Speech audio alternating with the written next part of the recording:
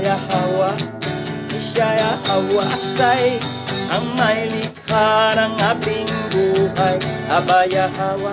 Bawak war tawab, Aba Yahawa. Kal halal, Aba Yahawa alahayam.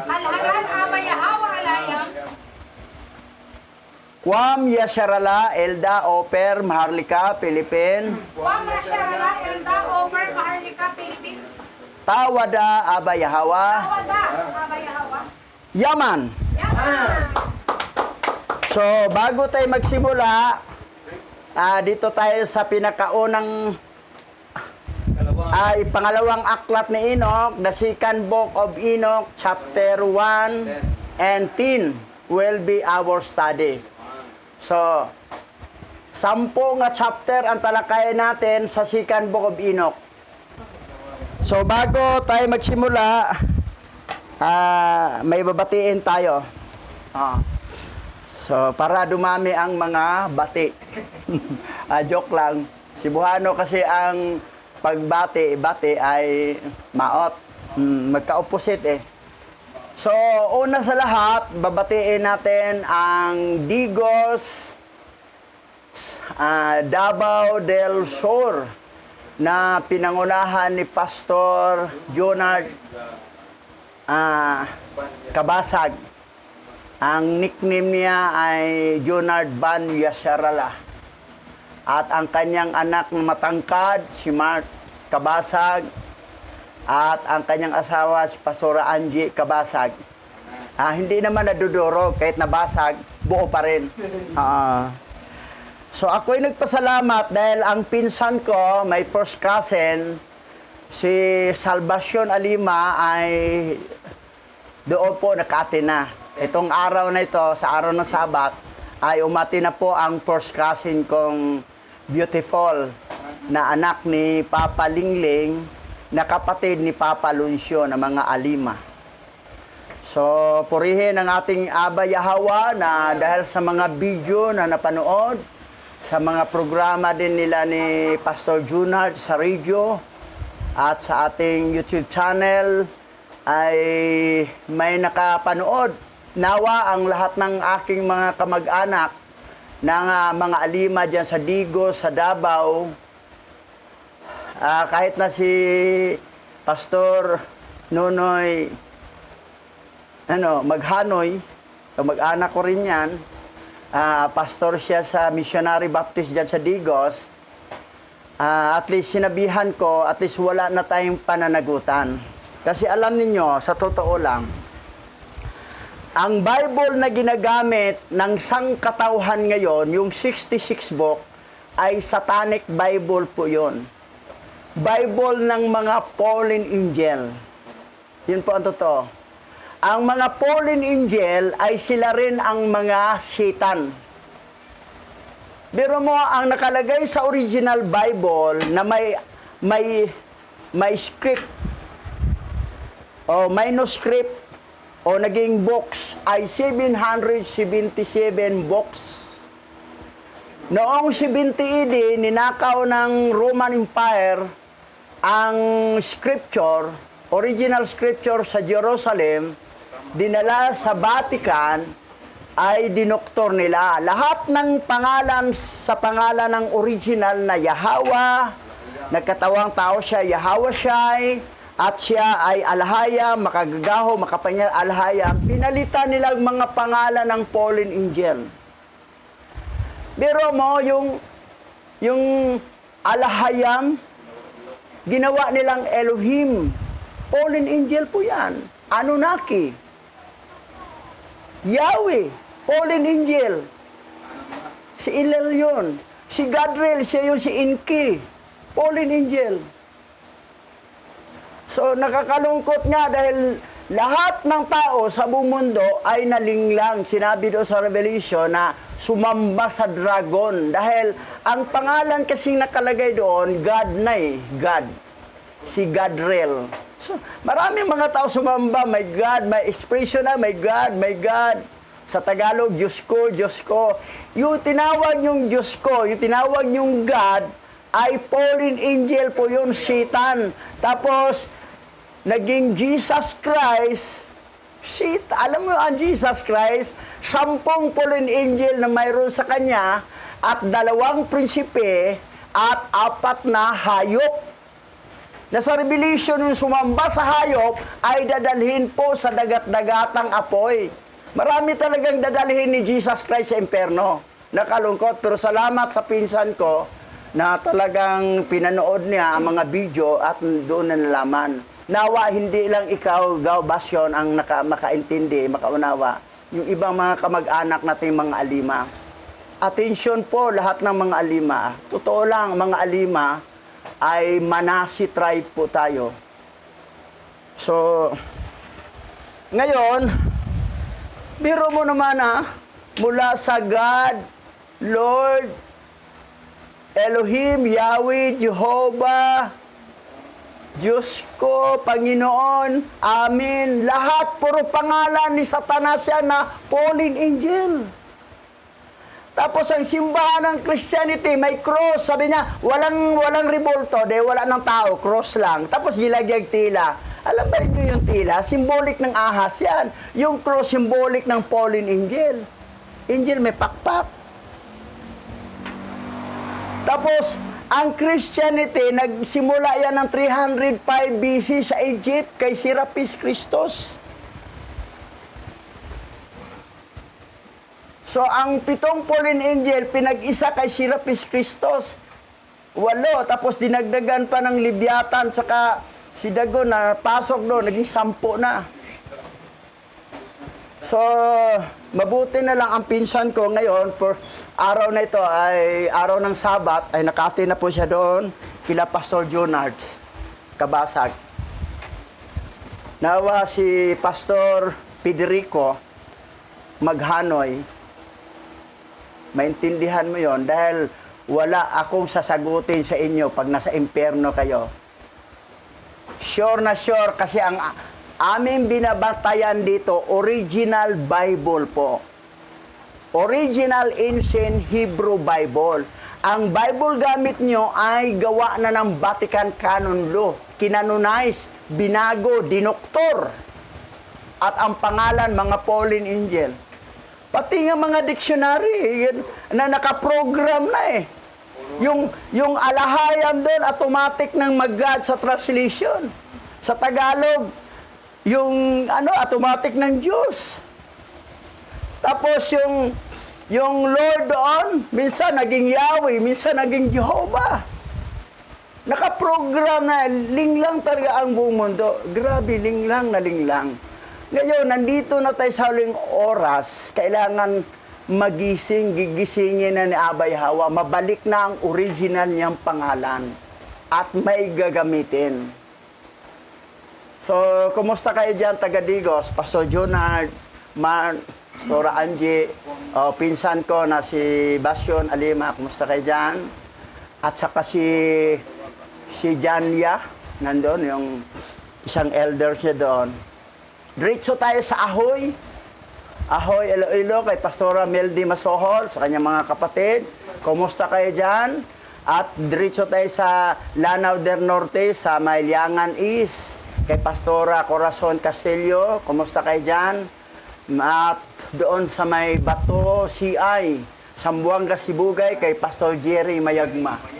At sa ating Mother Assembly sa Caloocan, sa aking anak na si Bishop Boy Alima. Bishop Boy Charmel Alima. Kasi ako, Eusebio ako. Bishop Boy Eusebio Alima. Siya naman Charmel. Gandang picture niya. Magmukha siyang attorney. Sabi naman ng isang apo ko, ay, kamukha ka ni Lolo. Kamukha ka ni Lolo. So, yan. Okay? At yung Daughter Assembly natin kay Pastor Ricky de los Santos sa may Purok 5 ata yun. Yun, sa bandang boundary ng Malabon, Caloocan. At si Pastor Nel Malabaya doon sa RD Bulacan, nagbukas rin siya doon. At isang assembly, Daughter Assembly sa may Santa Maria, Bulacan. At ang ating mga kaibigan sa Africa, kay Josiah, na kaibigan nating nagbibigay sa atin ng mga info. Kumbaga, kay Maharlika pa, puting ahas. Nagbigay ng impormasyon natin. So, ginamit natin ang Bible. Kasi yung mga Bible kasi na Hebrew na corrupted na rin yun. Yung may mga interlineal na corrupted din. So, mabuti sa Africa natin kinuha. At yung so, purihin si Abba Yahweh, bahasa Masyaya Kihausay. At doon sa Book of Enoch na mayroon talagang mag-translate sa original Bible into the language na maintindihan sa lahat. Na nawa matapos na to para mayroon na tayong Biblia na nabalik sa original na tunay na na nakasulat sa scripture. Okay, simula na tayo dito. Basa. Ang ikalawang aklat ni Enoch, Kabanata 1, verse 1 to 11. May isang matalinong tao, isang mabuting manggagawa. At si Yahweh ay naglihi ng pag-ibig para sa kanya at tinanggap siya upang makita niya ang pinakamataas na tahanan at maging saksi ng matalino at dakila at hindi maisip at hindi nababago na kaharian ng alahayam na makapangyarihan. Ang napakakahanga-hanga at maluwalhati at maliwanag at maraming mata na istasyon ng mga lingkod ni Yahweh at ng hindi malapitan na trono ni Yahweh at ng mga antas at pagpapakita ng mga walang laman na hukbo at ng hindi maipaliwanag na ministeryo ng karamihan ng mga elemento at iba't ibang mga operasyon at hindi may paliwanag na pag-awit ng isang hukbo ng mga kirubin at ng walang katapusang liwanag. So, si Enoch pala ay matalino. So, pumili din si Abba Yahweh talagang matalino. Dadalhin sa langit para siya ang buhay na saksi na malaman natin dito sa earth ang mga kaganapan sa langit. Dahil maraming sabi na, paano namin malaman? Wala namang nakapunta doon. Si Enoch nga. Kaso may nakapunta si Enoch, may aklat ni Enoch. Ang iba naman, hindi naman nabasahin dahil natakot silang basahin. Dahil para namang inkantadya yung Book of Enoch. Parang may mga power. Ilangit nga yan eh. Ito lang doon natin malaman na ang trono ni Yahweh ay hindi malapitan kahit kanino. Kahit anghel, hindi malapitan. Kasi kung malapitan yan, pwede upo ang anghel doon. Di talaga malapitan yung trono. Si Yahweh lang talaga mismo makaupo sa trono niya. So, napansin mo, para siya ay maging saksi ng matalino at dakila at hindi maisip at hindi magbabago ang kaharian ng alahayam na makapangyarihan. Hindi magbabago. So, kasi kung hindi matalino ang kukunin ni Yahweh, pagbaba sa lupa, baka nakalimot. Ano ba yung nakita ko doon? Kailangan matalas ang memory. At yung nakagawa siya ng aklat. Ngayon, tuloy tayo. Basa. Noong panahong iyon, sabi niya, nang matapos ang aking ika-165 na taon, ipinanganak ko ang aking anak na si Matusalem. Pagkatapos nito, nabuhay din ako ng 200 taon at natapos ang lahat ng mga taon ng aking buhay na 365 taon. Sa unang araw ng unang buwan, ako ay nag-iisa sa aking bahay at nagpapahinga sa aking kama at natutulog. At nang ako ay natutulog,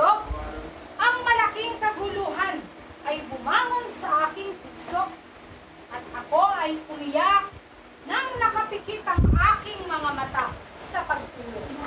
At hindi ko naunawaan kung ano ang problemang ito o kung ano ang mangyayari sa akin.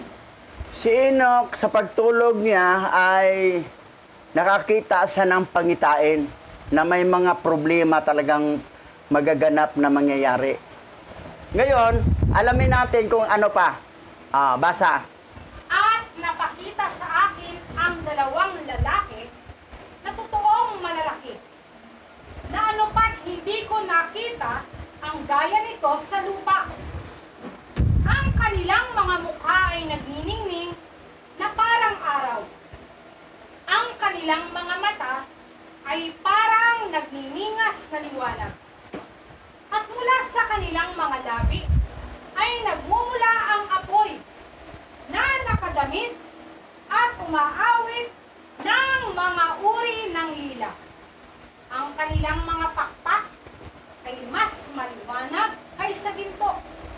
Ang kanilang mga kamay ay mas maputi kaysa sa niebe. Tumayo sila sa ulunan ng aking kama at sinimulan akong tawagin sa aking pangalan. At pumangon ako sa aking pagkakatulog at nakita kong malinaw ang dalawang lalaking iyon na nakatayo sa harapan ko. At ako'y bumati sa kanila at ako'y natakot. At ang anyo ng aking mukha ay napalitan ng takot. At ang mga lalaking iyon ay nagsabi sa akin. So, habang nakatulog si Enoch, may dalawang lalaking malalaki. Nasabi niya, wala pa ko nakitang tao na katulad sa lupa. Talagang totoong malaki. Malaki pa pala sa naipili niya. Oo. Totoong malaki. Tapos, pag dumilat, nagliwanag, pati yung mukha. Ang kamay, mapuputi. Si Noah, ganun eh. Yan ang mga hitsura natin kapag nasa eternity na tayo. Yan ang mga hitsura natin. Dito, medyo pangit lang tayo, itim, mapango, pero doon, pag nasa eternity, gwapo na tayo. Wala sa kalingking si Tom Cruise, mas gwapo. At ni Elvis Presley. Super gwapo tayo noon. Yon. Kasi yung mga tao na yan, lahi naman ng Pauline Angel yan eh. Ganon sila kagwapo eh. Atin, lahi tayo ni Adan eh. So, ngayon, makita mo yung karakteristik yung karakter ni Enoch. Pagising niya, bumati siya sa dalawa.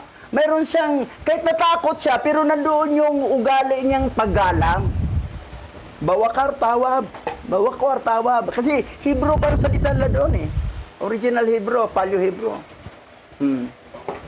Tapos, dahil nakita niya, ibang klase yung tao to. Hindi pa niya anghel pala yon. Pero katagalan, sabi niya, anghel to. Yon. So, medyo natakot siya, pero may sinasabi. Tuloy.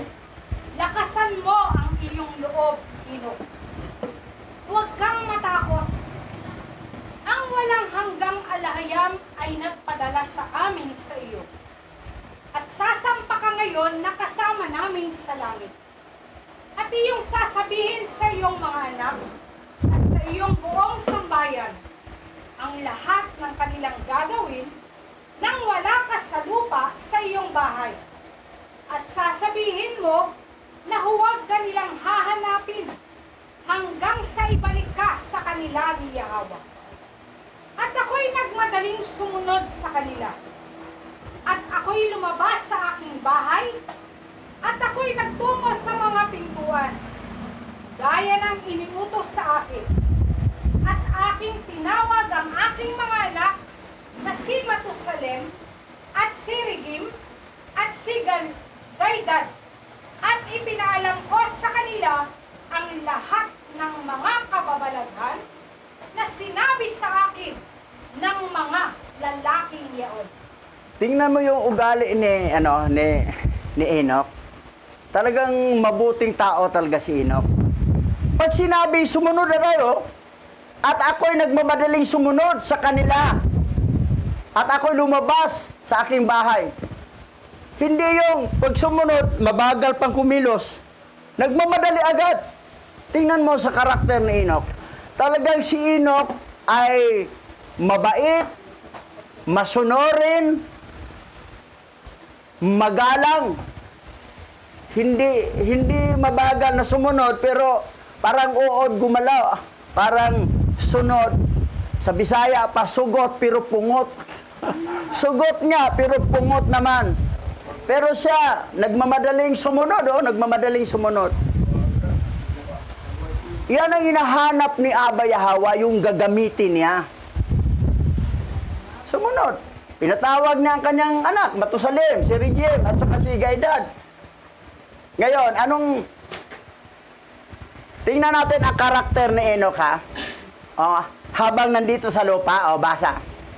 Genesis chapter 5 verse 22. At si Enoch ay lumakad na kasama ni Alahayam pagkatapos nilang maipanganak si Matusalem sa loob ng 300 taon at nagkaanak ng mga lalaki at babae. So, ang karakter ni Enoch, habang nandito siya sa lupa, lumalakad siyang kasama ni Alahayam. Ibig sabihin, yung buhay niya nakalaan talaga para kay Alahayam. Pagdating ng Sabat niya, nasaan siya matagpuan? Doon talaga siya sa paglilingkod ni Alahayam. Kasi kasamang lumalakad eh. Kaya, ang iba kasamang lumalakad sa mga barkada, doon sa mga diskuhan, sa mga pasyalan, kasama sa doon sa mga iba-ibang mga ginagawa. Wala kayong binatbat kay Enoch, hindi kayo pwede gagamitin. Si Enoch talaga, lumalakad na kasama ni Alahayam. Ito chapter 5 to verse 20 to. Mayroong isa pa. Ganun pa rin. Verse 24, chapter 5, 24, basa. Genesis chapter 5 verse 24. At si Enoch ay lumakad na kasama ni Alahayam. At siya ay wala na dahil kinuha siya ni Alahayam. Yun yung kinuha siya sa dalawang anghel na sasampa ka sa amin ngayon sa langit. Kasi yung karakter ni Enoch noon sa verse 22 at saka dito sa verse 24, ang buhay niya, laging kasama niya palagi si Alahayam. Yung buhay niya nakalaan kay Alahayam. Pero ang iba kasi, ang buhay kay Alahayam, sunod araw, doon naman sa barkada, sunod araw, doon naman kay Satanas, sunod araw naman sa iba-iba. Pag ganyan ang karakter mo, hindi ka talaga gagamitin. At delikado pa ang future mo. Delikado pa ang future mo dyan. Baka mapunta ka pa sa dagat-dagatang apoy. Hindi ka talaga elect. Kasi, ito si Enoch, lumalakad na kasama ni Alahayam. Sa tanang buhay natin, habang lumalakad tayo, kasama natin si Alahayam, mayroon tayong prayer na dumadapa tayo, nagpatirapan ng langin para sa Kanya, nagpray tayo para sa Kanya. Ginagawa yan sa mga Hebrew Israelite 3 times a day, sa Islam nga 5 times a day. So, lalo na pagdating sa araw ng Sabat, nandoon talaga lagi yun siya.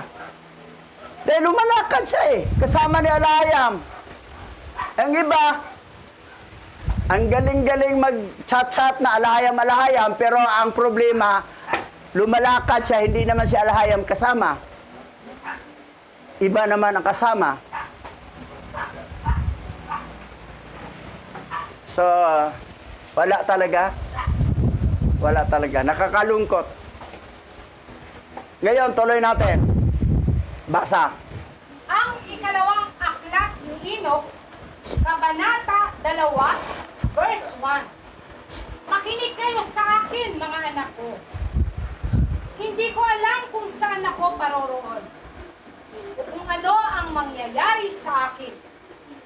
Ngayon nga, aking mga anak, sinasabi ko sa inyo, huwag kayong tumalikod sa alayam sa harap ng walang kabuluhan. makabuluhan na hindi gumawa ng langit at lupa, sapagkat ang mga ito ay malilipol at ang mga sumasamba sa kanila ay mapapahamak magpakailanman.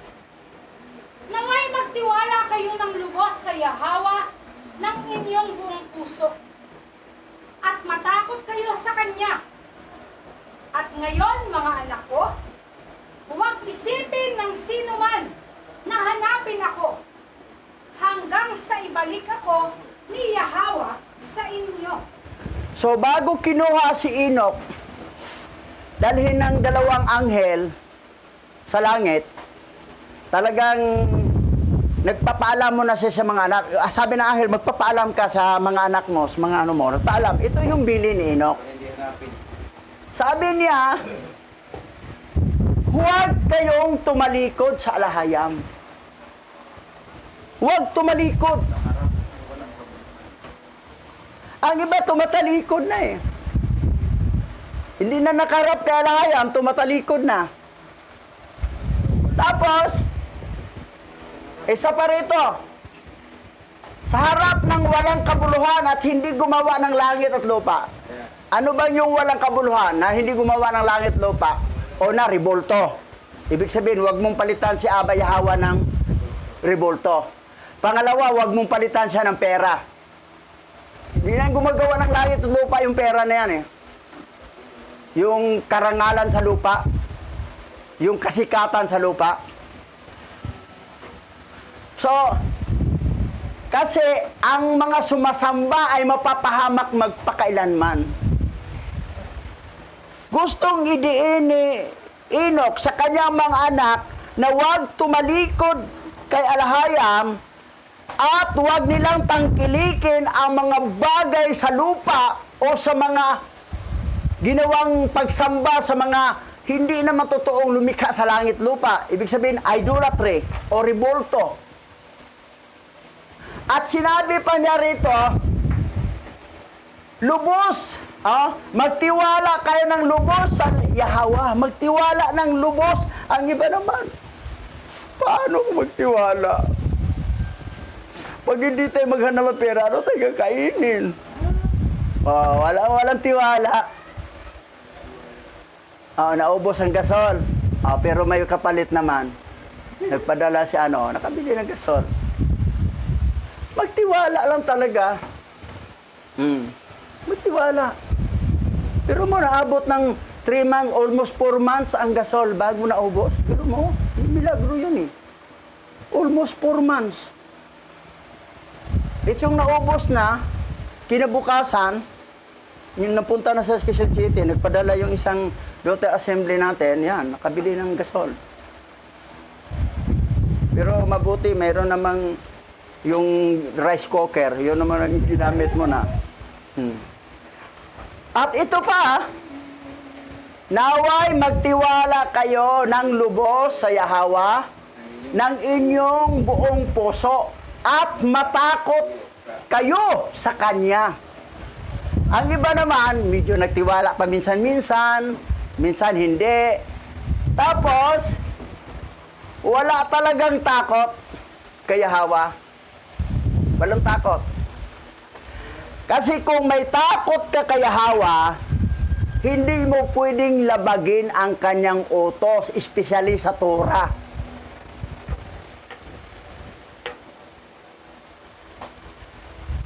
Ngayon, pag nilalabag mo yon, wala kang takot. Kasi kung may takot ka, hindi mo gagawin. Natakot ako dito, baka anong gawin sa akin dito. Pero kung wala kang takot, mabait naman si Yahawa, may tindihan naman ko. Akala mo lang yon. Akala mo lang yon. Baka magugulat ka pagdating sa judgment day. Hindi ka pala sa langit ilagay, hindi ka pala sa bangkita, hindi ka pa rin sa parang, sa impyerno ka pala ilagay. Kasi hindi ka elect. Kasi hindi ka anak ni Yahawa, kundi anak ka ng fallen angel. Mag-reflect naman yung karakter mo eh, kung anong karakter mayroon ka. Ano bang karakteristik na mayroong pinakita sa buhay mo? Ugali ba ng fallen angel yan o ugali ba ni Aba Yahawa? Pag ugali yan ng fallen angel, yan ang tatay mo. Kasi yun ang dugo mong nanalaitay sa loob mo, na yun talagang ma-instinct mong ginagawa. Tapos sabihin mo, hindi anak ako ni Abba Yahweh, pero yung ginagawa mo, karakter ng fallen angel yan. Bunganga mo lang sabihin mo anak ka ni Abba Yahweh, pero reality hindi ka anak ni Abba Yahweh kasi wala kang takot sa kanya. Dito ngayon mga kaalaman, walang pagsisisi na una, pagsisisi na sa huli. Iyari kami. Ito yung tinutukoy no, na huwag mag-bow down. Itong tatlo nga, si Shadrach, Meshach, Abednego, hindi talaga sila mag-bow down. Ito naman, gano'n, nagbabow down sila eh. Yung tinutukoy dito kay Enoch sa kanyang anak, huwag kayo dito. Ngayon, basa. Isaiah. Isaiah chapter 8, verse 11. Sa pamamagitan ng kanyang dakilang kapangyarihan, binalaan ako ni Yahweh na huwag kong sundan ang mga landas na dinadaanan ng mga taong ito. Sabi ni Isaiah yan ha, gireveal ni Yahweh sa kanya, na huwag sundan, binalaan siya ni Abba Yahweh na huwag mong sundan ang mga landas ng dinadaanan ng mga taong ito.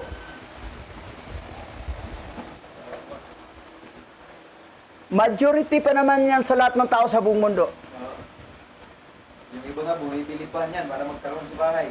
Yung mga born again Christian, wala silang kalam-alam na may idolatry sila sa simbahan nila. Pati sa pulpito, may cross. Fallen angel yan. Dito naman, cross, tapos gilagyag tila, symbolic ng ahas. May tinanong ako yan eh, ano ba ang cross? Babae, lalaki? Sabi niya, wala nang kasarihan yun. So, nakakalungkot. Tapos magbalik. Walang kalam-alam. Akala lang nyo, kasi ang inyong tiwala sa 66 book, 66 book na Satanic Bible o Bible ng Fallen Angel. Santa Cruz. Babae. Linglang talaga ang tao sa buong mundo. Tuloy. Ito pa ha. Yung cross, no? Symbolic ng Fallen Angel. Ito naman, revolto. Santa Cruz yan. Ito naman sa mga Edomites na Hadyo, sa bato sila, ano? Pader. Pader. Yung pader ng Jerusalem. Ang problema sa Islam, Ayan. bato to eh. Wala dapat to. Nakadapa sila, wala nang dapat. Kasi bato yan. Kahoy, bato. Ito, pader. Pader. Ito naman. Manawag. Tuloy. Ito naman manawag. Deuteronomy chapter 4, verse 28. At sa lugar na pagtatapunan sa inyo, ay maglilingkod kayo sa mga Diyos-Diyosang kahoy at bato na gawa ng mga tao. Sila'y hindi nakakakita, nakakarinig, nakakaamoy, ni nakakakain. Ayan. Sa mga rin na... Etong mga remnant to ha, Hebrews right, yung natapon sila, nagkalat sa apat na sulok mundo. Yun talaga ang hantungan. Kasi wala nang nag-guide sa kanila, wala na si Moses, wala nang Torah, kanya-kanya na, Diyos-Diyosa ng kahoy, bato, Alam niyo na. nagawa ng mga tao. Sumamba talaga tayo sa mga revolto. Oo. Bago na kayo. So yan ang nakakalungkot. Ngayon, tuloy tayo, basa. Nakurim na. Ang ikalawang aklat ni Enoch, Kabanata 3, verse 1. Sa palagay ni Enoch, kung paano siya dinala ng mga anghel sa unang langit. Ito ay mangyayari na nang sabihin ni Enoch sa kanyang mga anak na ang mga anghel ay dinala siya sa kanilang mga pakpak at dinala siya sa unang langit at inilagay siya sa mga ulap. At doon ay tumingin ako at muli akong tumingin sa itaas at nakita ko ang iter at inilagay nila ako sa unang langit at ipinakita sa akin ang isang napakalaking dagat na mas malaki kaysa sa makalupang dagat. Kita mo ha? First heaven yan ha? Nakita ni Enoch sa first heaven ang isang malaking dagat na mas malaki pa sa makalupang dagat. Ano ang makalupang dagat? Pacific Ocean. Tapos Atlantic Ocean. Ang Atlantic Ocean at saka Pacific Ocean, pinagsama yan. Maliit pa yan ikumpara sa first heaven na dagat doon sa first heaven. Itero. Nasa Encantadia yung itero. Oo.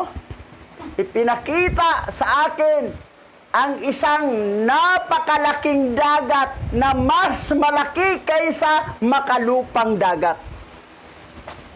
Sa first heaven. Yung word bishop na iter, nasa story na Encantadia yan eh. Yung iter. Mm. Ano yan eh, impyerno yan eh. Sa kanila yung lugar ng mga tira o mga kulungan ng mga Diyos na namamatay. Ganon. Sige.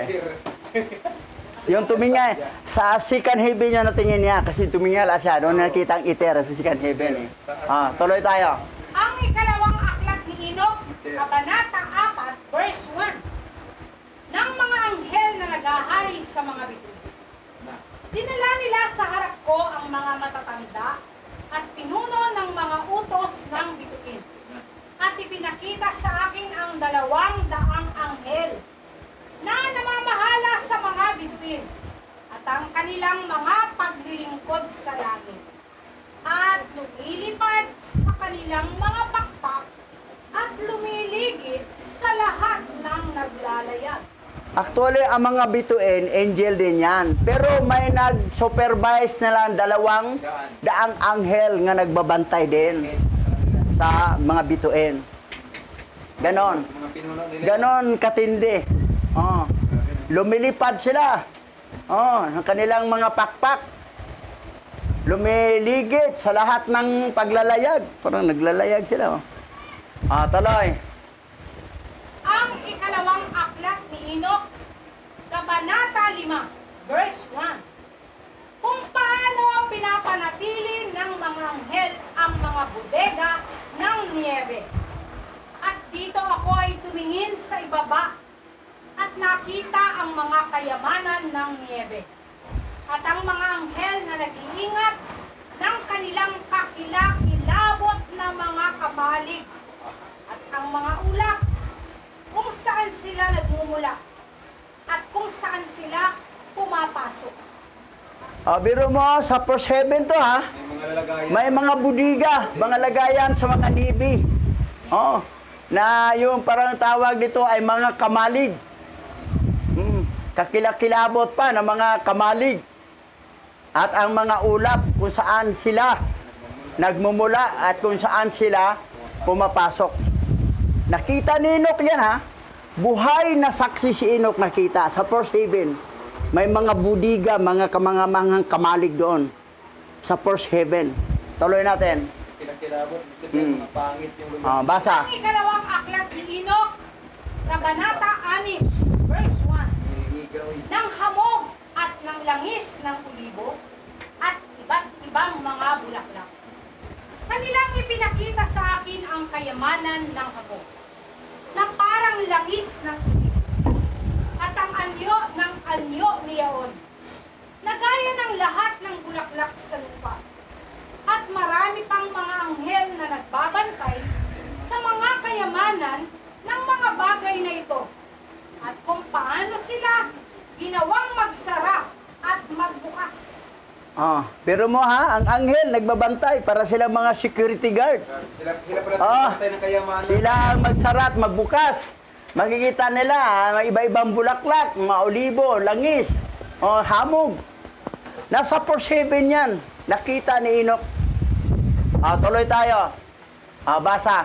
Ang ikalawang aklat ni Enoch, Kabanata 7, verse 1 to 3. Kung paano dinala ni si Enoch sa ikalawang langit. At dinala ako ng mga lalaking iyon, at dinala ako sa ikalawang langit, at ipinakita sa akin ang kadiliman, na higit pa sa makalupang kadiliman.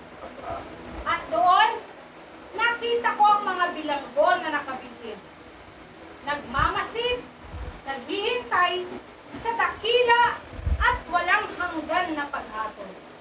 At ang mga anghel na ito ay mukhang madilim, higit pa kaysa makalupang kadiliman, at walang humpay na umiiyak sa lahat ng oras.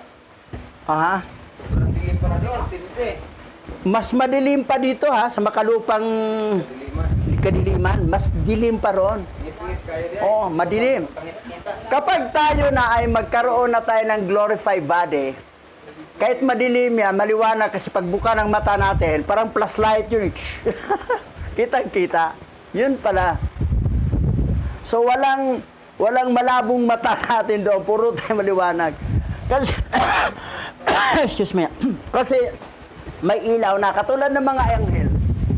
Ang anghel, talagang, kahit gaano kadilim, makita nila kasi yung mata nila lumiwanag eh. Parang flashlight eh. Yun yung sample si Noah. Yan pinakaunang tao na ganyan ang hitsura natin pagdating sa eternity. Katulad kay Noah. Ngayon, second heaven to ha. Tuloy. Sinabi ko sa mga lalaking kasama ko, bakit ang mga ito'y walang humpay na pinahihirapan? Sila ay sumagot sa akin, ito ang mga apostata ni Alahayam na hindi sumunod sa mga utos ni Alahayam, ngunit kumuha ng payo ayon sa kanilang sariling kalooban at tumalikod kasama ng kanilang prinsipe na siya ring nakatali sa ikalimang langit. At ako'y nakaramdam ng malaking habag sa kanila. At kanilang binati ako at sinabi sa akin, lalaki ng Alahayam, ipanalangin mo kami sa Yahweh. At sumagot ako sa kanila, sino ako? Isang taong mortal na dapat kong ipanalangin ang mga anghel? Sino ang nakakaalam kung saan ako pupunta o kung ano ang mangyayari sa akin? O sino ang manalangin para sa akin? Eto, nag-request yung mga anghel nga nasa impyerno ha. Katulad ng panalangin. Mga anghel yan lahat, o second heaven na kulong. Pero ang kanilang mga boss nila, yung mga high-ranking angel, nasa fifth heaven, doon kinulong sa fifth heaven, sa ikalimang langit. Nakatali pa. Nakatali. Nakatali sa ikalimang langit. Yung mga prinsipe sa kanila. Pero sila mga ordinary lang, Nakabiti naman. nakabitin sa second heaven. Ngayon, ang tanong dito, ano ba ang kasalanan nila? Ang sabi dito, apostata. Apostata means backslide. Apostasy. Backslider. Ano ang meaning ng backslider na tinutukoy dito? Hindi sumunod sa mga utos ni Yahweh. Hindi sumunod sa utos ha. May sinabi si Yahweh, hindi sumunod. Ngunit, kumuha ng payo ayon sa kanilang sariling kalooban. Sariling kalooban ng Ang sinunod nila. Yun yung Ngayon, pinapautaw. hindi yan itong nag-asawa ng, yung kasama ni Simyasa, bumaba nag-asawa ng tao. Apostata yan ha, hindi sumunod sa utos ni Yahweh. Ano ba ang utos ni Yahweh ang hindi nila sinunod? At dahilan dyan na impyerno sila. Eto. Tartarus. Ayon sa 2 Peter chapter 2 verse 4. Ang mga anghel, mga fallen angel sa hell, impyerno, sa Tartarus sila gilagay. Conscious sila doon, tormented. Basahin natin ang 2 Peter. Basa. 2 Peter chapter 2 verse 4. Hindi pinatawad ng Alahayam ang mga anghel na nagkasala. Sila'y itinapon sa impyerno, kung saan sila'y iginapos sa kadiliman, upang doon hintayin ang araw ng paghukom. So mga anghel na yan, nag-antay sa araw ng Judgment Day. In the last Judgment Day, final judgment. Doon sila kalagay sa second heaven. Ang kasalanan nila, yung hindi lang sumunod sa sinabi ni Abba Yahweh. Sariling kagustuhan nila ang kanilang sinunod. Pag sinabi ni Abba Yahweh, ayaw sumunod. Ngayon, anghel yan ha, hindi sumunod na impyerno. Ang tao, kapag hindi ka sumunod, kaugali mo ang tatay mong fallen angel. Kasi kung ikaw ay elect before the foundation of the world, Sumunod ka talaga dahil sinabi ni Yahweh sa ang aking mga tupa nakinig sa akin at sumunod sila sa akin. Bibigyan ko sila ng buhay na walang hanggan at kailanman hindi sila mapahamak kailanman at hindi sila maagaw ni numan. Anong palatandaan? Makinig, sumunod. Ang problema, hindi nakinig. Kung nakinig man, paminsan-minsan, hindi rin sumunod. Lalabas, hindi talaga kayo elect before the foundation of the world, kundi anak kayo ng mga fallen angel. Tapos, assuming sa sarili nyo, hindi naman walang kaligtasan ko, idik naman ako, kahit sa parang okay lang. Akala mo lang yon, magugulat ka sa impyerno ang bagsak mo. Kasi, kung ikaw ay elect before the foundation of the world, anak ka talaga ni Abba Yahweh o seed of the woman, hindi ka seed of the serpent, makinig ka at sumunod. Yan ang sinabi ni Yahweh sa tama tao na ang aking mga tupa ay nakinig at sumunod. At yan ang binigay ng buhay na walang hanggan. Ngayon, alamin natin ang kasalanan ng mga anghel ito. Bakit hindi nila sinunod? Very simple lang ha. Simple na bagay lang sinasabi na hindi nila kayang susundin. Basa. Ang aklat ni Adan. Pagbagsak ni Satanas, nagsimulang umiyak ang dyablo na may pilit na luha at sinabi ng dyablo kay Adan, O Adan, lahat ng kasakiman at galit at lahat ng kalungkutan ng aking puso ay nakadirekta laban sa iyo. Sapagkat sa pamamagitan mo, ako nahulog mula sa aking mga tahanan. Ito ay sa pamamagitan mo na ako ay nahiwalay sa aking sariling trono. Ang aking mga pakpak ay higit na marami kaysa sa mga pakpak ng mga kirubin. At nagtago ako sa ilalim nila. Dahil sa iyo, ngayon ay lumalakad ang aking paa sa lupa na hindi ko sana pinaniwalaan.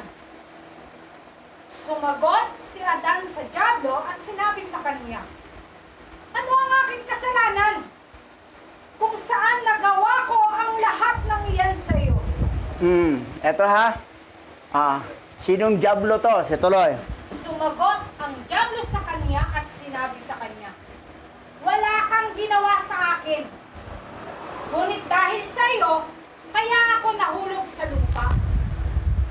Sa mismong araw nang ikaw ay nilikha.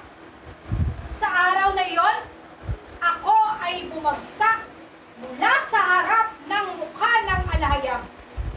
Sapagkat nang hiningahan ng alahayam ang isang espiritu sa iyong mukha, mayroon kang larawan at wangis ng pagkalahayam.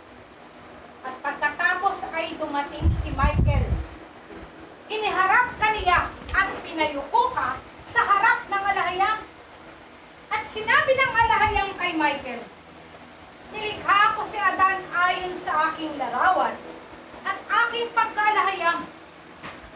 Nang magkagayoy dumating si Michael, tinawag niya ang lahat ng hukbo ng mga anghel at sinabi sa kanila, Lumuhod kayo sa harap ng wangis at larawan ng pagkaalahayam. Ito ha. Binagsak si Satanas dahil hindi sila yumukod kay Adan. Ituloy pa natin kwento.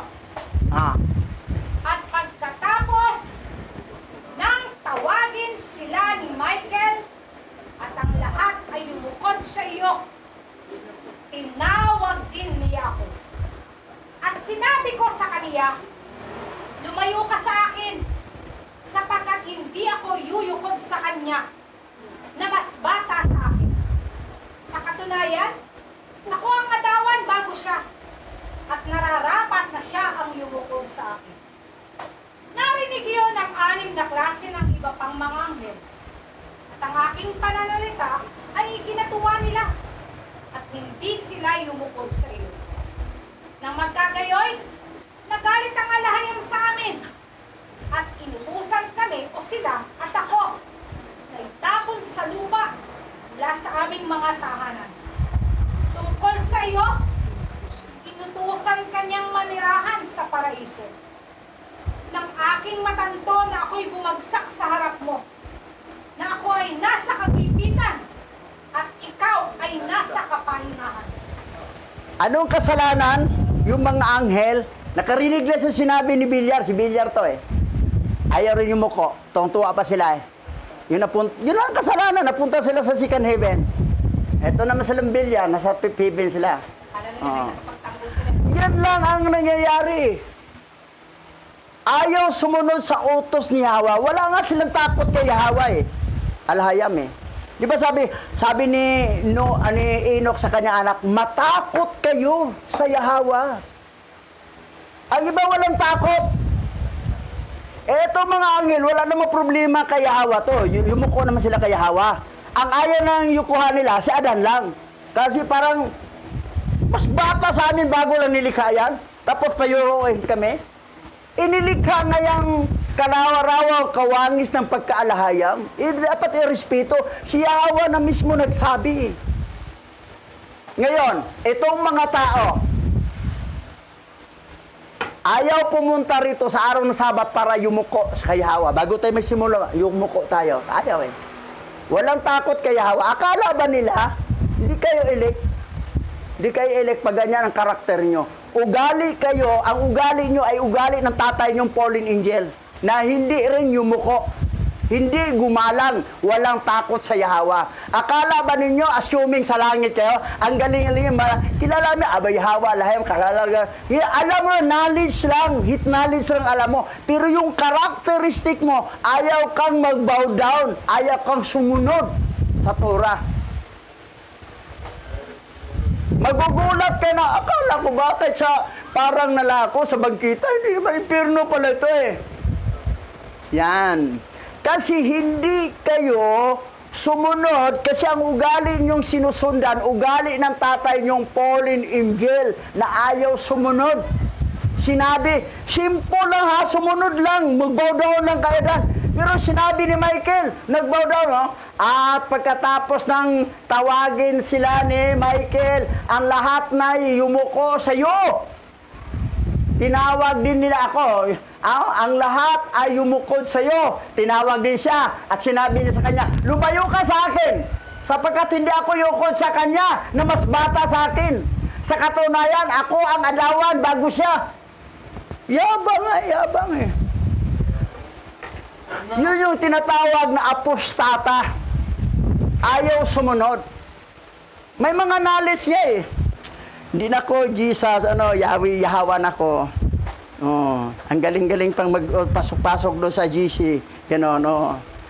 Pero hindi naman marunong mag-bow down. Hindi naman, yung karakter niya pinakita, karakter ng fallen angel, hindi karakter talaga ni Abba Yahweh. Walang takot kay Abba Yahweh. Akala ninyo sa langit kayo mapunta? Hindi, kahit sa kangkungan. Sa Comonoy, hindi. Lalo na sa bangkita at saka sa parang, hindi. Dito kayo babagsak sa third heaven sa may kung wala pang eternity, wala pang Gina, yung future, dagat-dagatang apoy. Doon kayo babagsak. Kasama kayo na isang mayaman. Kasi, kung anong karakteristik na mayroon ka, yung ginagawa mo, instinct mo yung karakter eh. Na ano ba ang karakter na mayroon akong ginagawa? Karakter ba ito ni Abba Yahweh? O baka karakter ito ng fallen angel? Alamin mo kung anong karakter mayroon ka. Kung ikaw, ang karakter mo ay katulad sa karakter ng fallen angel na hindi marunong sumunod kay Abba Yahweh, hindi marunong mag-bow down. Ito nga, si Noah, si Adan lang ito ipabow down. Kayo mas matindi. Ayaw kayo nag-bow down ng kay Hindi kayo nag-bow down kay Yahweh. Dahil bago tayo musimba dito sa araw ng Sabat, mag-bow down. Ang tura ni Moses ay pinapatay ang hindi sumasamba ng Sabat. Pinapatay. Dito naman, huwag kaligtaan.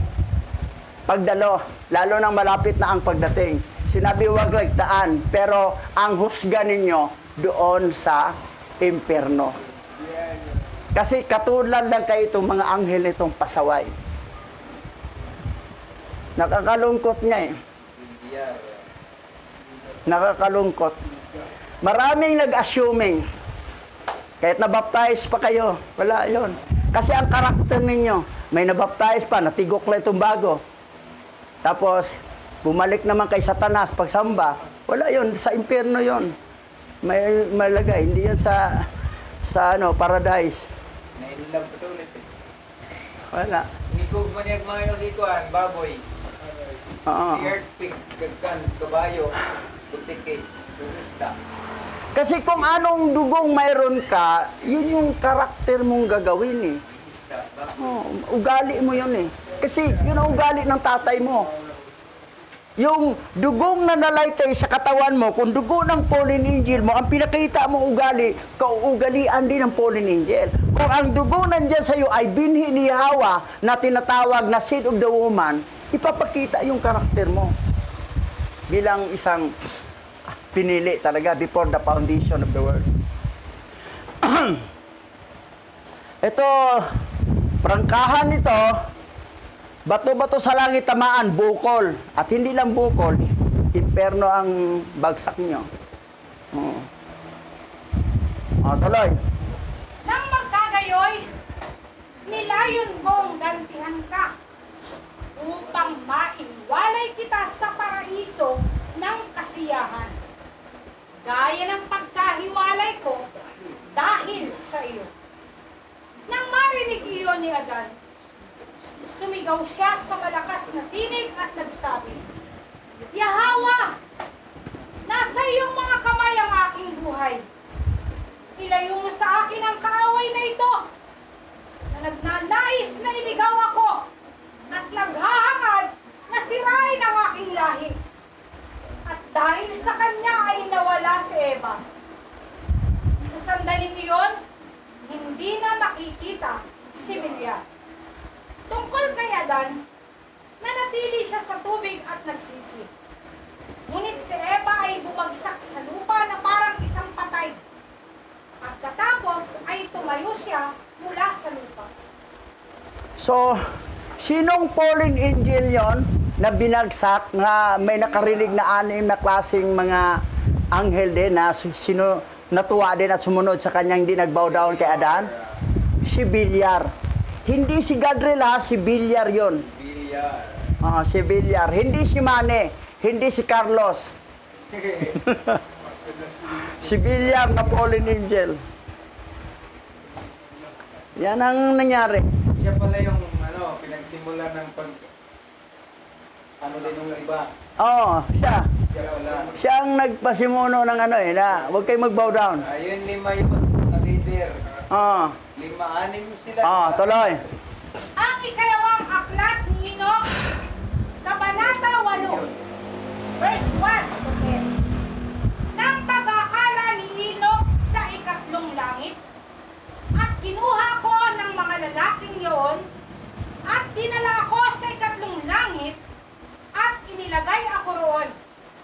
At tumingin ako sa ibaba, at nakita ko ang mga ani ng mga lugar na ito, na hindi pa nakikilala sa kabutihan.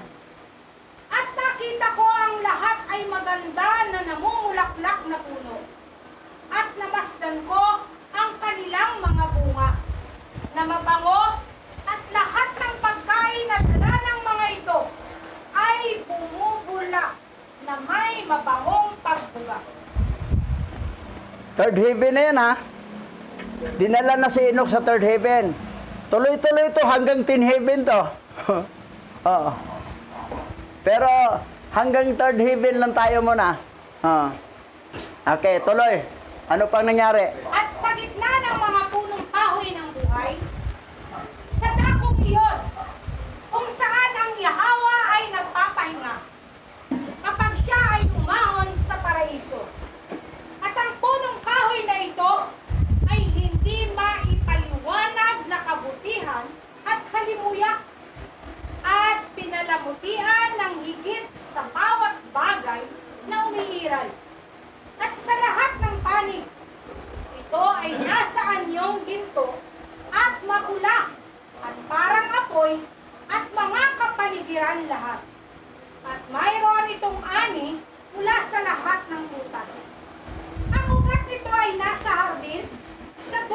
mundo. At ang paraiso ay nasa pagitan ng kasiraan at sa walang kasiraan. Nasa gitna siya sa walang kasiraan at sa may kasiraan. Bakit may kasiraan? Third heaven yan. Kasi nandoon pala ang Hades sa third heaven. Okay, mamaya explain natin yan. Babasahin natin. Ngayon, ito pala si Habayawa. Pumasyal pala minsan sa third heaven. Kasi ang tirahan talaga niya 10 heaven. Pag pumasyal siya sa third heaven, nandoon na ang tree of life eh. Tapos, dito siya mamahinga siya. Napahinga rin. Sabi na, napagod pala si Hawa. Ay, hindi siya alahayang pag mapagod siya. Anong pakialam mo? Napahinga nga siya eh. Hindi naman napagod. Pero talagang relaxation lang. Parang gano'n. Gustuhan niya yan eh. Hindi ibig sabihin lahat na napahinga ay napagod. May napahinga ka man, hindi ka pagod. Kung baga, parang jamming-jamming lang, Oo. Yan. Yan, tuloy tayo. At ang dalawang bukal ay lumabas na naglalabas ng pulot at gatas. At ang kanilang mga bukal ay naglalabas ng langis at alak.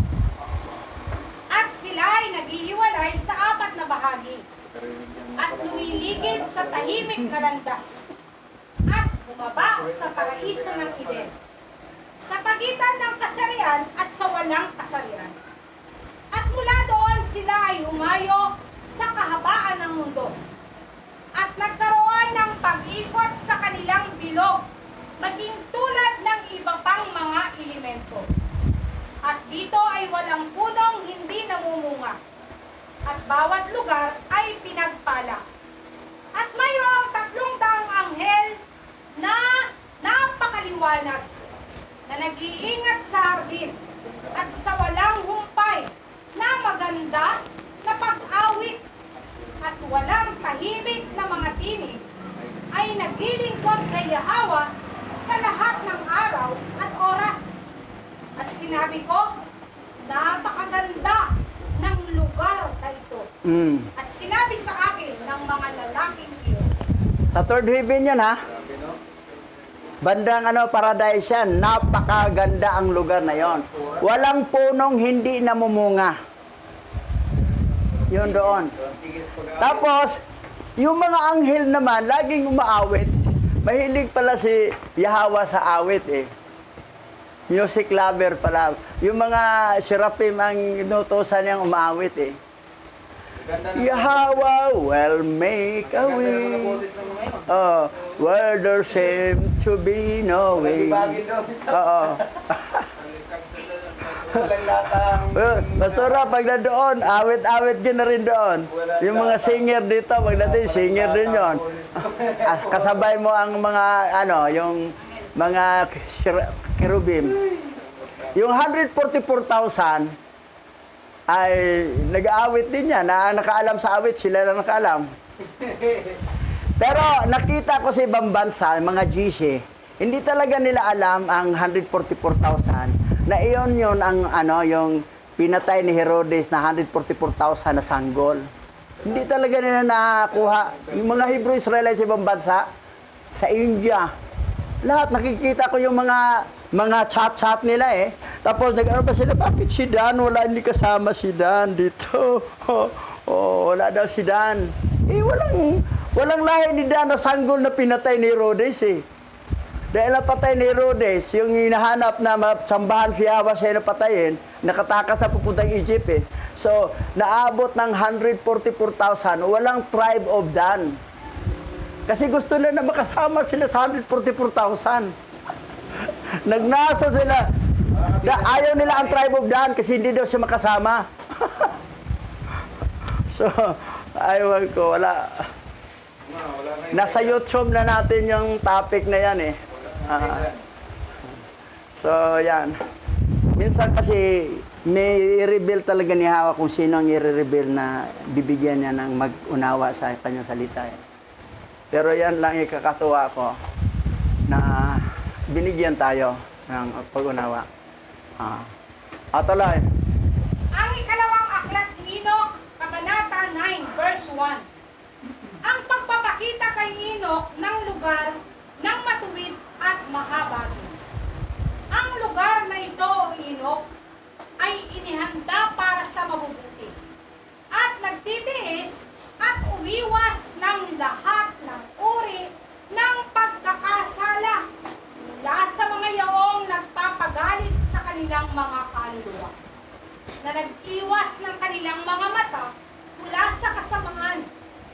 gumagawa ng matuwid na paghatol, at nagbibigay ng tinapay sa nagugutom, at nagtatakip sa hubad na may pananamit, at ibangon ang nalugmok, at tulong sa nasugatan ng mga ulila, at lumalakad ng walang kapintasan sa harap ng mukha ni Yahweh, na naglilingkod sa kanya ng walang kapaguran.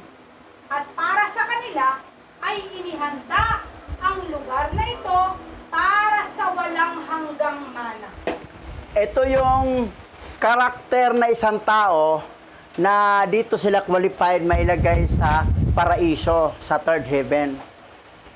Ito, dami nang bumagsak dito eh.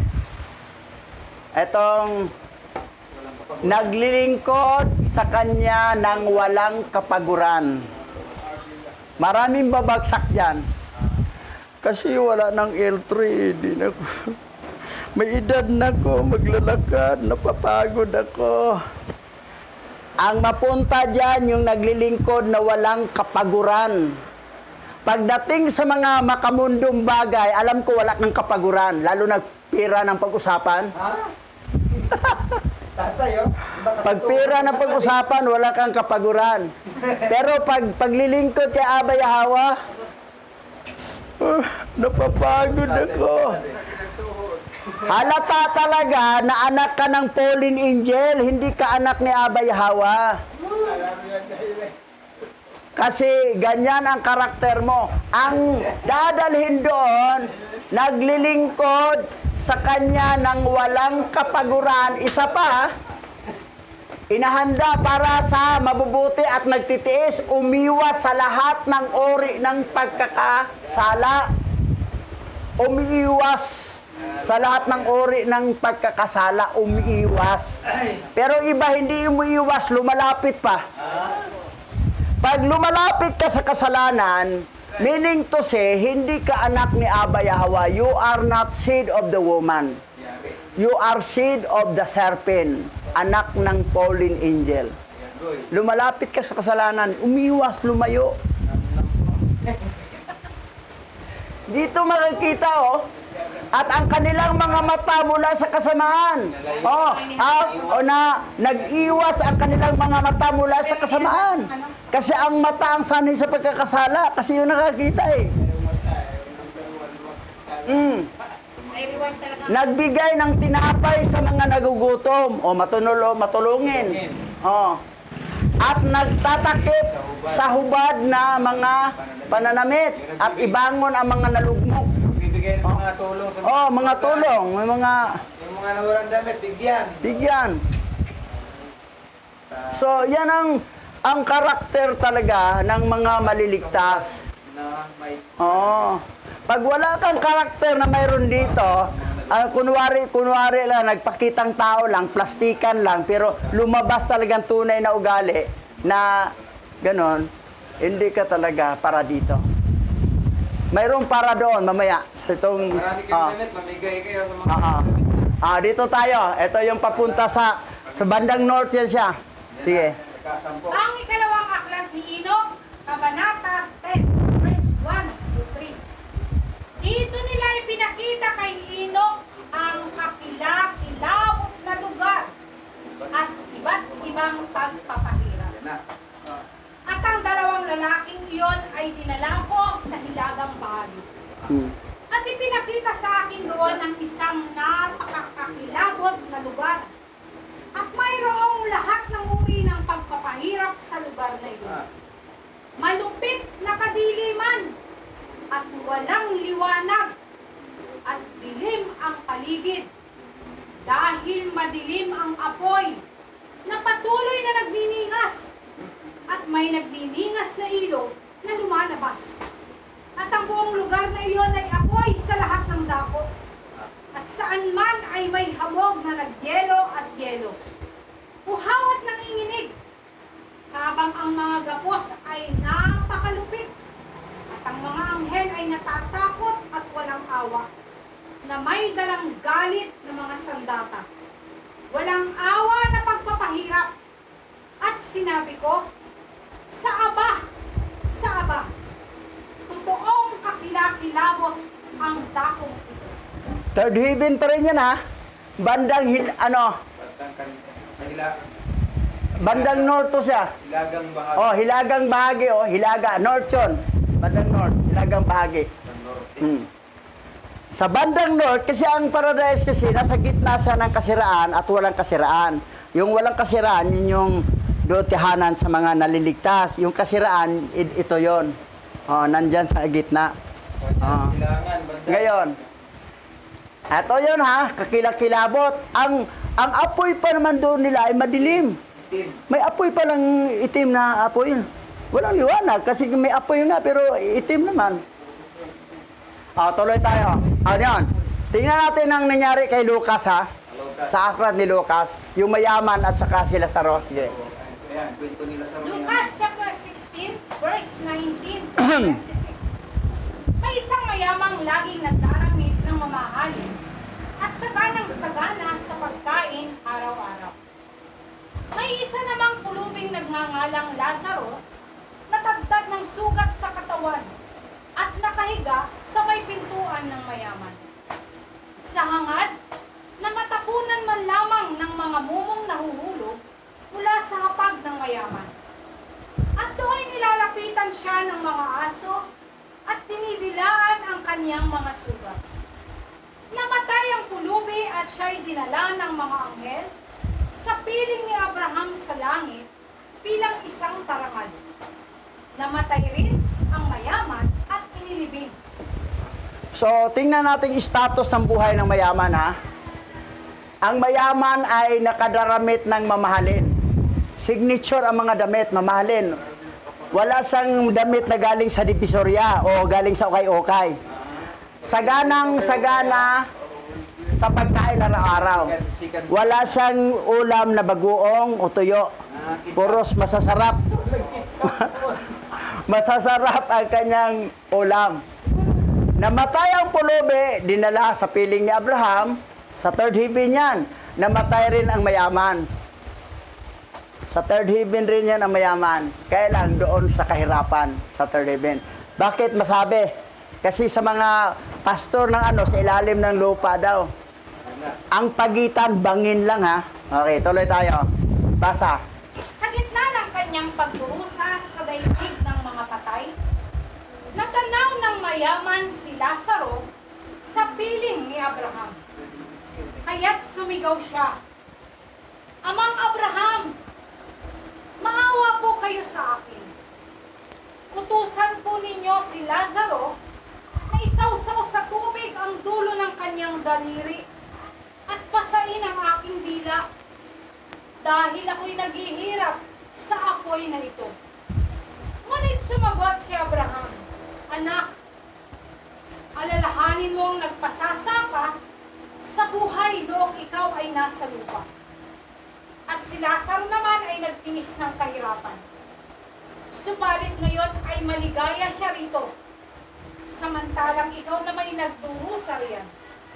Bukod dito, may malaking bangin sa pagitan natin. Kaya't ang mga naririto ay hindi makakapunta dyan, at ang mga naririyan ay hindi makakapunta rito." Bangin lang ang pagitan. Bangin lang. So, the same third heaven.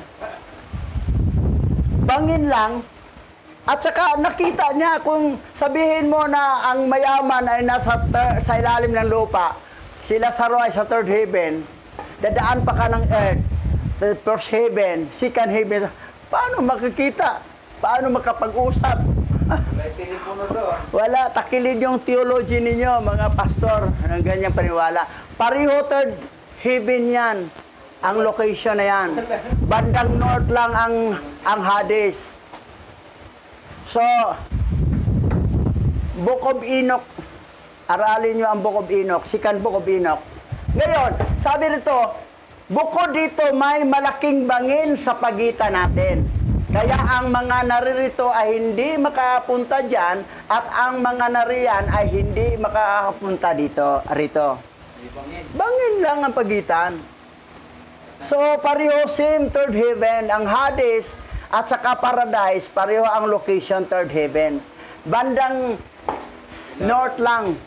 Hilaga ang Hades. Tuloy tayo.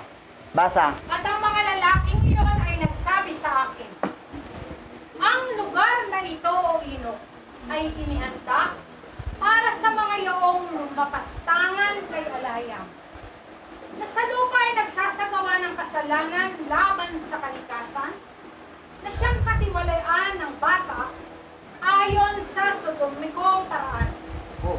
paggawa ng marika, mga engkanto, at maradimonyong pangkukulang, Oh. at nagyayabang sa kanilang masasamang gawa, pagnanakaw, pagsisinungaling, mga paninirang puri, inggit, sama ng loob, pakikiapit, pagpatay, at panunumpa na hindi tinutupad, at nagnanakaw ng mga kaluluwa. Ito yung karakter na hindi talaga mapunta sa third heaven sa bandang paradise, pero sa third heaven sila bandang kaparusahan sa Hades.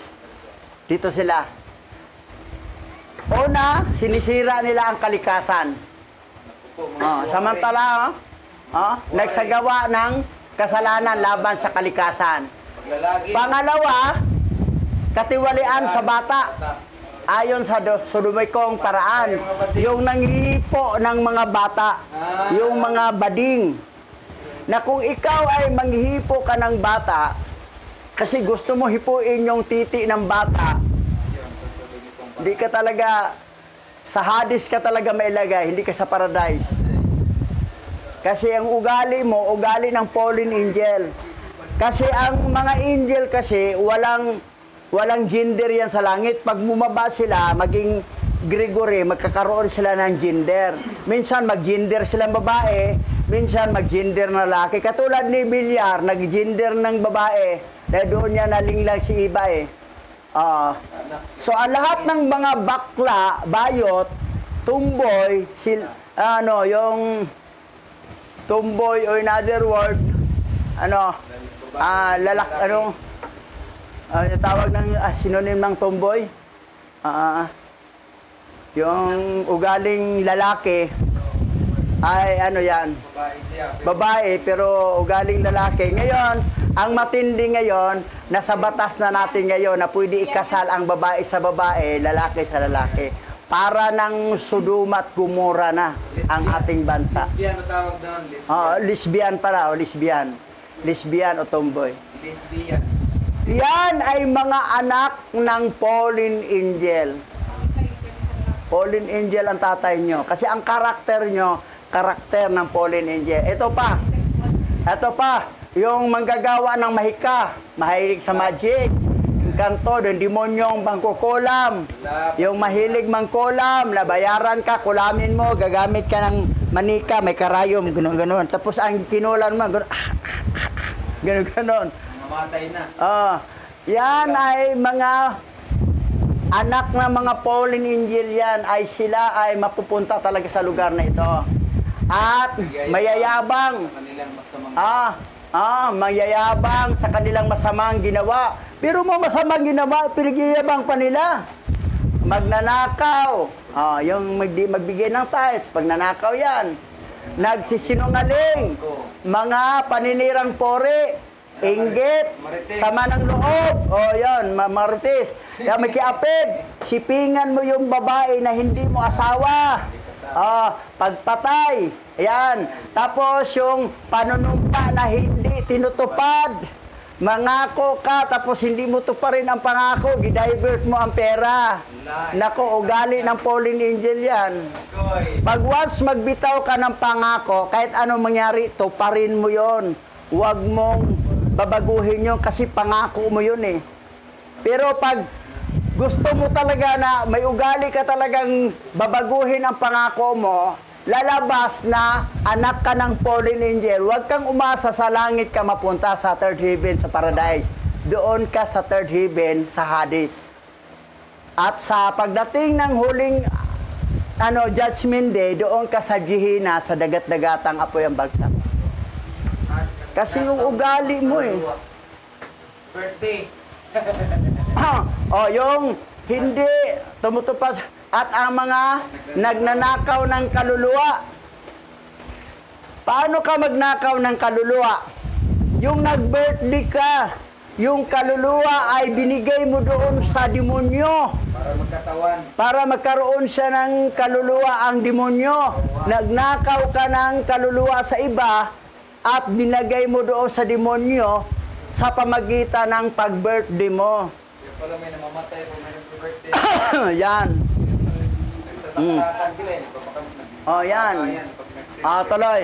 Ng mga tao na nakikita ang mga mahihirap na inaalis ang kanilang mga ari-arian Yan. at ang kanilang mga sarili ay yumaman. Yan. Na sinasaktan sila para sa mga pag-aari ng ibang tao Aagaw ng na kayang bigyang kasiyahan ng laman. Ginugutom nila para mamatay. Makapagdamit, pero naguhubad. At hindi kumikilala sa kanilang lumikha. At yumukod sa mga walang kaluluwa.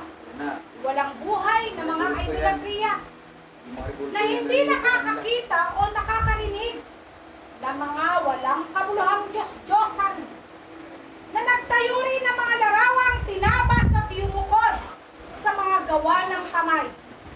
Ang dakong ito ay inihanda para sa walang hanggang kaparusahan. Eto ha, may makapagdamit naman pero naghubad. May damit naman pero doon kasi sa Amerika, sa ibang bansa, mga Europe, may isang beach talaga doon na pag pumasok ka doon, hubad talaga kay lahat, lalaking babae. Bawal doon magdamit. Hubarin mo lahat, pating shoot mo lahat. So gala kayo doon for hubad, kitaan lahat, kitaan. Grabe, satanic talaga, no? Satanic, hubad. Si Adak, si Iba ngayon nalaman ng hubad nila, takip nga sila eh. Ginawaan nga sila ni Abay Hawa ng damit mula sa balat ng hayop eh. Pero doon, naghubad na, walang hiya, kapal moks. At saka sa ibang bansa, makita mo sa mga restaurant, nasa kilid, nagbarbakihan. Oo, walang hiya.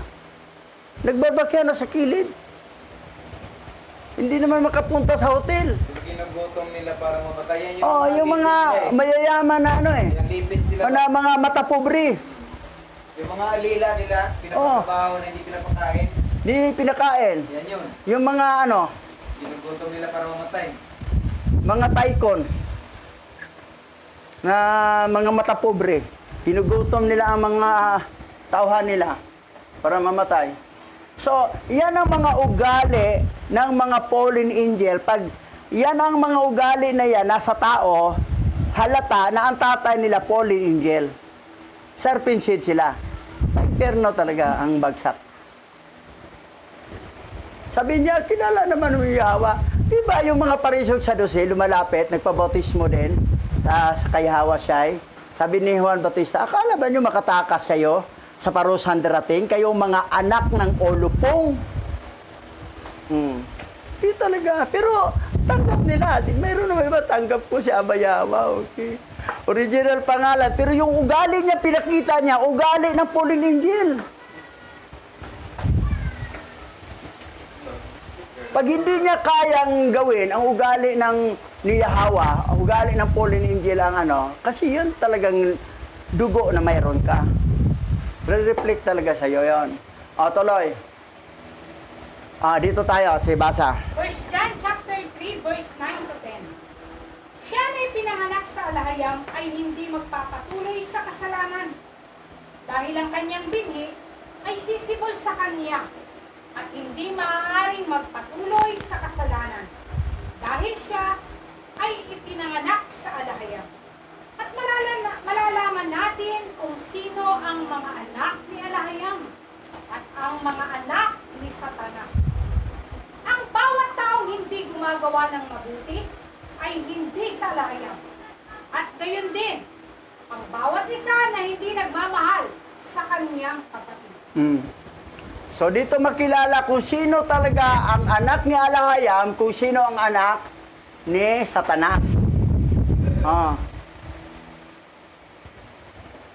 Ang ugali talaga ng anak ni Satanas ay hindi talaga siya gumagawa ng kabutihan. Hindi gumagawa ng kabutihan. Ay hindi siya sa Alahayam. Ngayon, ang anak ni Alahayam, siya na pinanganak sa Alahayam ay hindi magpapatuloy sa kasalanan. Ang anak ni Alahayam, minsan nagkasala, kasi ano lang yun medyo error lang, na mislead lang siya. Pero pag manotice niya mali to, hindi talaga niya ipatuloy yun. Tigil siya na hindi pwede, kasalanan to. Pero ang anak ni Satanas, tuloy-tuloy, happy pa siya sa kasalanan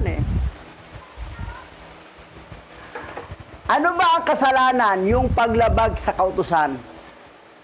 Ano ang kautusan? Huwag kaligtaan ang pagdalo. Kasi hindi ka talaga nagtiis. Ang anak ni Alahayam ay nalilingkod ng walang kapaguran. Kayon, ikaw may kapaguran ka. Pero pagdating na makamundo, wala kang kapaguran. Paghanap ng pera, wala kang kapaguran. Pero pagdating paglilingkod kay Abay Hawa, may kapaguran ka. Halata na hindi ka talaga anak ni Alahayam. Anak ka ni Satanas. Impyerno. Ang bagsak. Dito natin makikilala kung anong karakter mayroon tayo. Kayong nanonood sa YouTube channel, anong karakter na mayroon kayo? Ang anak ni Alahayam ay hindi nagpapatuloy sa pagkakasala kasi ang binhi ay sisibol sa kanya at hindi maaring magpatuloy sa kasalanan dahil siya ay pinanganak sa Alahayam. Hindi naman tayo perfect, pero hindi nga nagpapatuloy. Pag manotice natin mali, hindi. Hindi ko pwedeng patuloy ko to. Mali to. Pero naku, 2 linggo na, din ako nakasimba. Tuloy-tuloy to. Nagpapatuloy siya na wala na simba-simba. Kahit pwede naman makasimba kung gusto niya. Hindi ka talaga anak ni Alahayam. Anak ka ni Satanas. Kasi kung mayroon kang hindi ka nakasimba, dahil mayroon talagang reasonable talaga, nagkalagnat ka o may mga portanteng Pero kung wala naman, pero ayaw lang talaga kasi tinatamad ka, ay hindi ka talaga elect before the foundation of the world. Your blood is a blood of the fallen angel. You are serpent seed. You are good to the lake of fire. Imperno talaga ang bagsak mo. Huwag mong sabihin na, kilala ko si Abay Hawa. Nanalangin ako sa Abay Hawa. Ang tanong, sinunod mo bang utos niya? Ang iba lang, sundin ang iba, hindi. Hindi, pwede.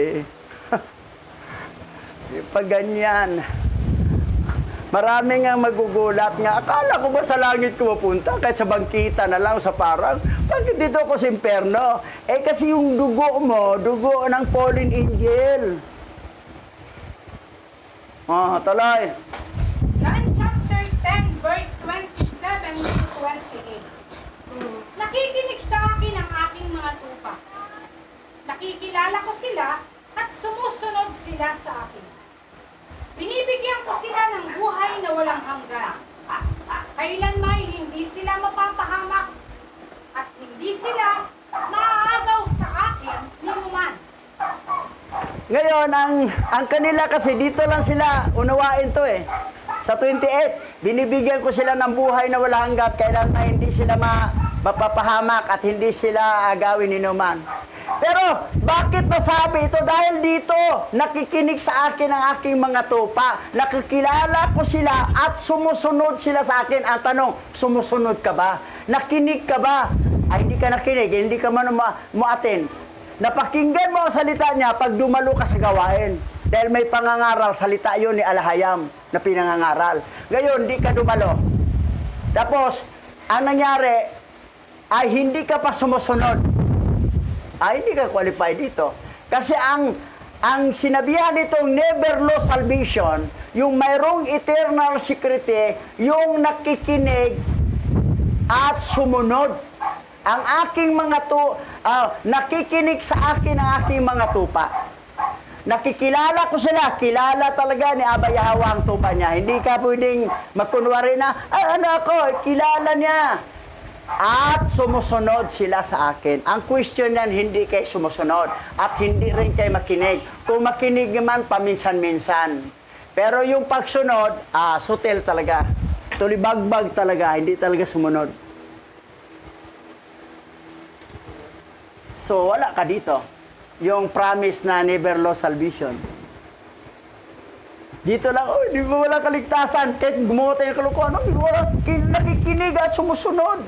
Yun ang itindihin yung dito ang 27. Bago ka mag-28, alalahanin mo ang 27. Ano bang sinabi sa 27? Kung qualified ba ang 28 mo sa ginawa mo sa 27? So marami talaga. Aywan ko. Ayan, tapos na. Aawit na tayo. Bakit nga ba pinopoy kita? Bakit nga ba sinasamba kita? Bakit nga ba pinaglilingkuran? Bakit pinasasalamatan? One more time.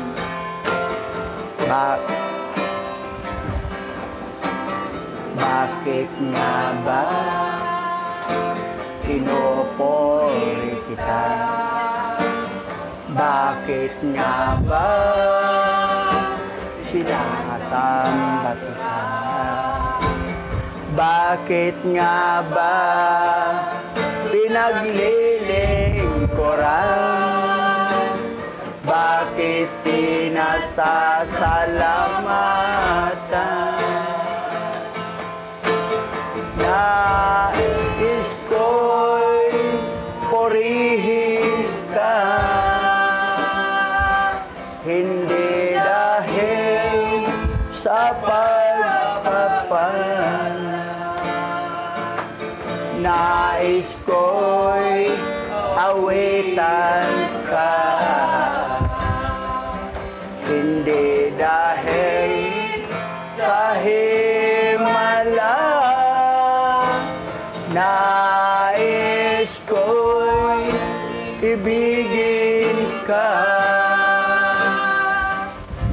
dahil sa ikaw ay ikaw. Mahal kita, Yahweh Shai, walang iba.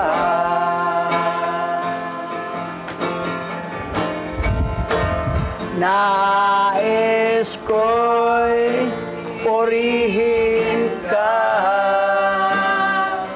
hindi dahil ikaw ay ikaw. Mahal kita, Yahweh Shai, walang iba. Mahal kita, Yahweh Shai. Mahal kita, Yahweh Shai, walang iba. For the last time, mahal kita, Yahweh Shai. Mahal kita, Yahweh Shai,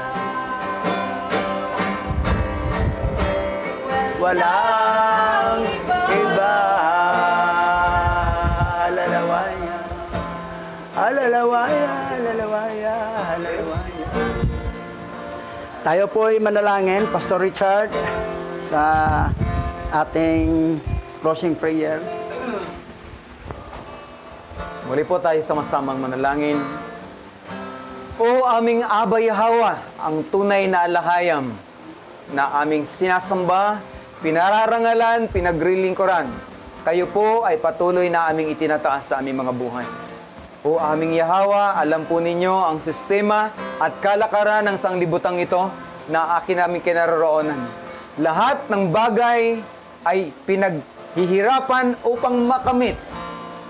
Ngunit pagdating sa iyo, ay nangangapa ang buong sanglibutan dahil hindi nila lubos na nakikilala ang nag-iisang banal mong pangalan. Ngunit sa lahat ng mga lahi ni Adan at sa lahat ng remnant ni Jacob, Aba Yahweh, salamat sa katuparan ng iyong pangako ayon sa aklat ni Joel.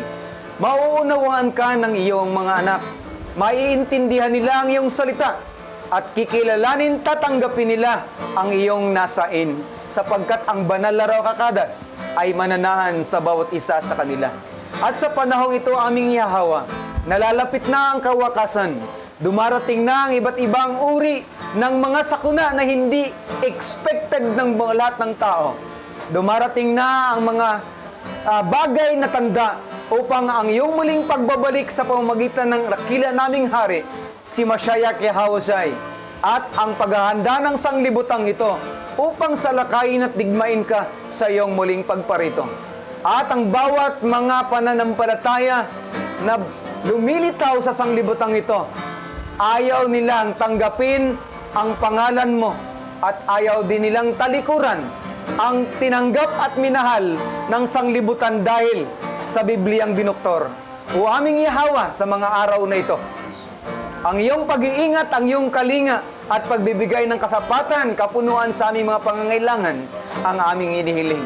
Sa lahat ng uri ng kahirapan, karamdaman na nararanasan ng iyong mga anak, aming Yahweh, tulungan mo kami na mapagtagumpayan namin na tiisin ang mga bagay nito at ang bawat isa ay manatili sa ilalim ng iyong mga paa at maranasan nila ang kagalakan sa paglilingkod. Purihin ka aming Yahweh, tumubo sa bawat remnant ang pagkakilala sa iyo at maunawaan ang nag-iisang banal mong pangalan. Higit sa lahat, ang iyong katauhan nung ikaw ay nagligtas sa amin sa pamamagitan ng pagkakatawang tao at kamatayan, ang dugong banal na nabuhos para sa lahat ng mga saling lahi ni Adan. Purihin ka, sambahin ka, luwalhatiin ka sa aming kalagitnaan, sa pangalang banal ni Mashiach Yahushai at ng banal na Rakakadas. Yaman.